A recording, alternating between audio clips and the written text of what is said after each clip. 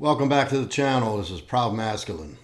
I'm Joe, and today I'm going to address one of the backlogged, which I do have many, I know, viewer comments and questions, viewer questions in particular. Look, I have been extremely busy, and I know that's no excuse to not keep up with my channel and keep the content flowing. I have been posting shorts though. I hope y'all have been enjoying those. I actually like doing those. And it's something I can do in the middle of a busy work day on a commute, or, just to throw out small, helpful things that may come to pass.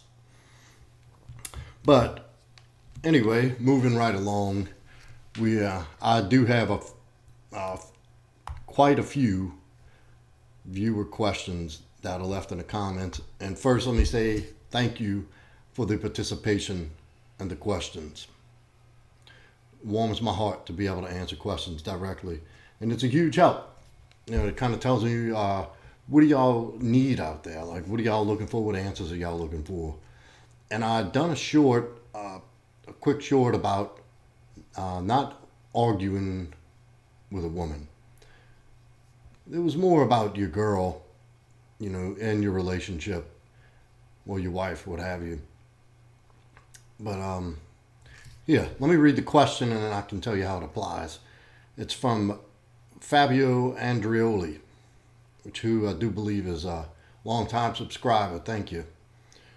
Thank you, Fabio. And he says, so how do you deal with argumentations? I think he means arguments with women in terms of relationships, work, etc. Do you just stay quiet and walk away from all types of disagreements with women? And great question. And here's the answer to that. No, you do not just walk away. There is an alternative. There isn't either we argue or we don't talk. That's not a black and white. Here's the thing. When a woman gets in an emotional upheaval, whether it's something you did, something she did, something just passing through, an emotion passing through, like women experience, the last thing she needs when she comes to you with it or confront you with it is for you to act like her. That's the last thing you need. There's no reason for you to be emotionally reactive. Have I done this? Yes. Am I guilty of having done this? Absolutely. I think, I know for a fact, everybody's going to give in at some point. There's some things that you can't be 100% on point, this, centered masculine man at all times, centered and being at one with your inner masculine divine greatness all the time. It's just not going to happen. It just doesn't work like that. Life happens, shit happens, stress, you get busy, you get, it's life, it's part of life. And that's the majority of the time. You being emotionally reactive should be out of character. That should not be your normal operation.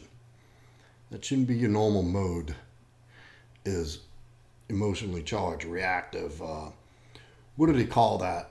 It's termed for people who are just edgy all the time. Something where. Anyway, vigilant, hypervigilance. Hypervigilance should not be a resting state. Your resting state should be calm, prepared, focused, confident, centered, decisive, coming from a place of clear judgment. And, that should be the large majority of the time who you are as a man in a relationship, or parent, anywhere. And there's things you can do to ensure that is the normal operation. Now look, there's going to be times when you slip out of character. There's going to be times that you know, situation and circumstances may dictate that you just get overwhelmed and overloaded and have an episode or two.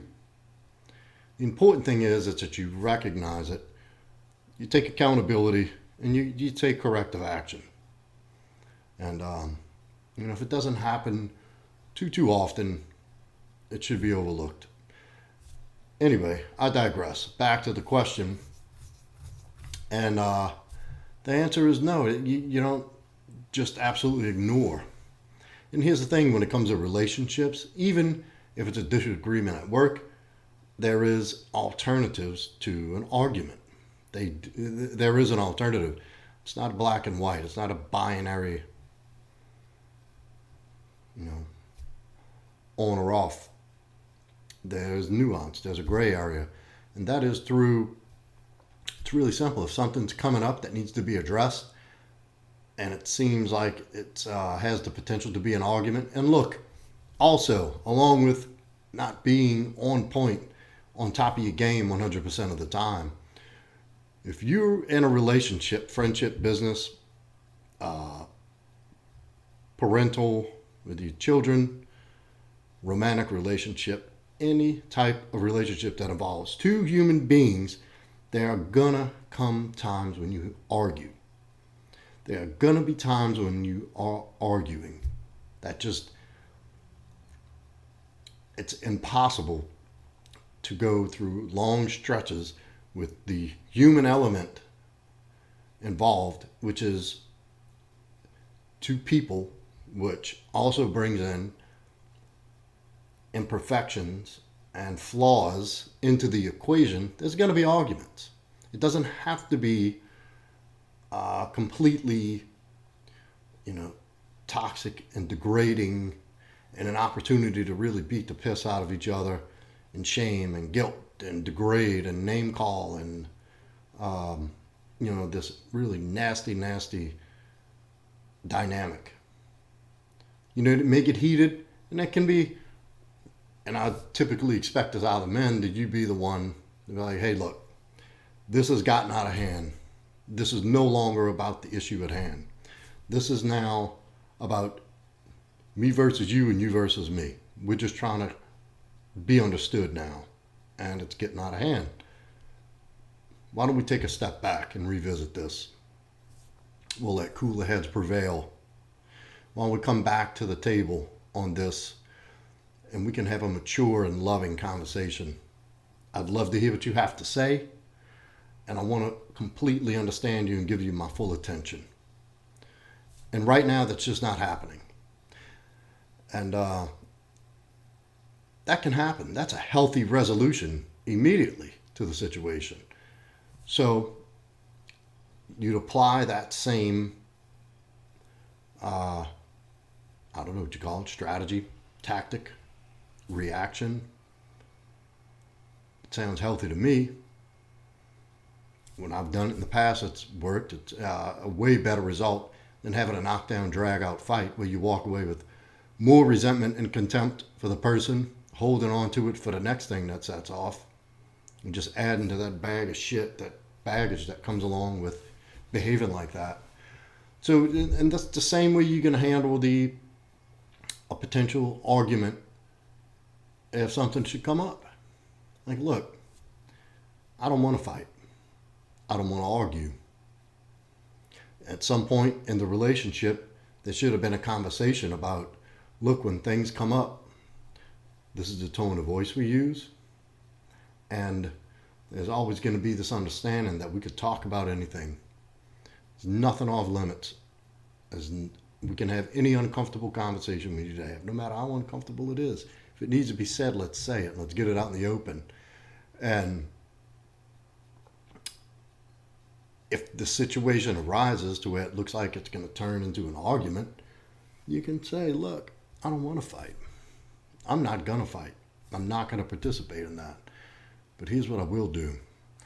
I will gladly sit down and have a mature and loving conversation about this, so we can work through this together. And then in that conversation you have in the beginning about what a relationship looks like for you, because at some point you're going to have that. Obviously, that's not something you want to talk about on the first date.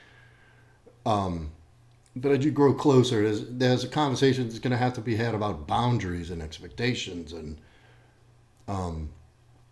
that should be that. Look, no matter what comes up, it's you and I against the issue. It's you and I against the problem. It's you and I against the whatever the case may be. It's never us against each other, no matter what. No matter what.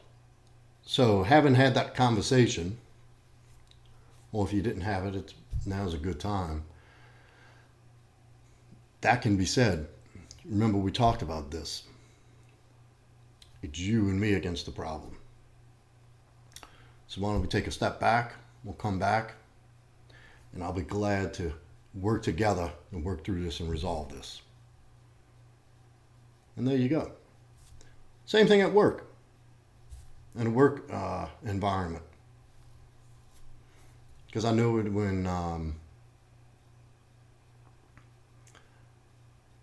the work dynamic, it's a little different, but it's the same conversation. You don't have to add the word loving, but look, we can have a mature conversation about a solution to this potential conflict. But I want you to understand that I want to listen to understand you so we can work through this as a team, so we can do this together. But I will not tolerate being yelled at, name calling, degrading, belittling, anything like that. And you can set that boundary. Because at that point, when the voices elevate and tensions flare and it's an emotional upheaval, guess what? Anything positive has come to a complete halt. There's nothing good going to happen beyond that point. Absolutely nothing. The only thing it will do is get worse. Because now at this point, you've ceased trying to understand and solve a problem. Now you just want to be heard. And if it gets too bad, you're just going to want to hurt the person. And that's it. And nothing good is going to come of any words or interaction after that line has been crossed. So the quicker you could recognize that there is a potential for conflict, and you can apply this healthy strategy, the better. You actually get some resolution. Now look, this doesn't mean that you should ever tolerate constant disrespect, constant crossing of boundaries, or being a doormat, or anything like that. Nothing of the kind should be tolerated. And it's also a conversation that should be had in the beginning when you two decide that there's going to be more than just a casual thing that's going to turn into an exclusive relationship. You need to have these expectations communicated clearly in the beginning. So there you go. That's the answer to your question, Fabio. And look, and if it doesn't look like it's going anywhere, if that other person's not hearing what you say, and if they're not understanding or not even trying, and they're just trying to escalate and full of conflict and trying to escalate the situation, you walk away. And you can clearly state, look, there's nothing more I can do here. This is going nowhere. I'm out. There's nothing wrong with that. That is a healthy action in that moment. That is a healthy approach to that situation. Remove yourself from that shit. Because it's only going to get worse for you. That's pure fucking manipulation after that. That person keeps trying to impose conflict and, hurling emotional shit at you and insults and trying to trigger you to jump into their frame. That's pure manipulation. That's a sick move by manipulative people, and usually people who are trying to gain power of the situation and trying to put you in a position beneath them will try to lure you into their fucked up, toxic frame. If you're not careful, these people are very manipulative and they will pull you into that. And if you're not careful, you'll wind up in it before you even know it. So as soon as you sense the shift, that you realize that has the potential to be an argument really quick, boom, right then and there you apply this. Look, I'm willing to sit down and have a mature and loving conversation about this. We can come up with a solution and get through this together. But right now is not the time. Or maybe it is. Maybe in that moment, she, you can see that sigh of relief. Because she's allowed to do that. She's allowed to be emotional. And if you're going to deal with women in life, you better get comfortable with that quickly. You better accept the fact that they're going to have emotions that you're going to have to deal with that are sometimes out of your league and out of your level. We don't deal with emotions as well as women do. When you're in their territory at that point. That's why you don't go there. That's a no-win situation. So, anyhow, I hope that helped. And look, you've been through a breakup, going through a hard time. I know what it's like. I've been there. I've worked my way through it, and I've helped dozens and dozens of men through these situations and through life. Book a one-on-one with me. We can work through your situation. Put a tailored action plan together to get you through this, and on the other side, a different person, a better man, a different version, 2.0. ProudMasculine.com, and follow me on Instagram at ProudMasculine. And I'll put the link in the description below. And thank you. And remember, like, comment, subscribe. Any comments, any questions. And thank you, everybody, for the participation. I really do appreciate that. See you on the next one.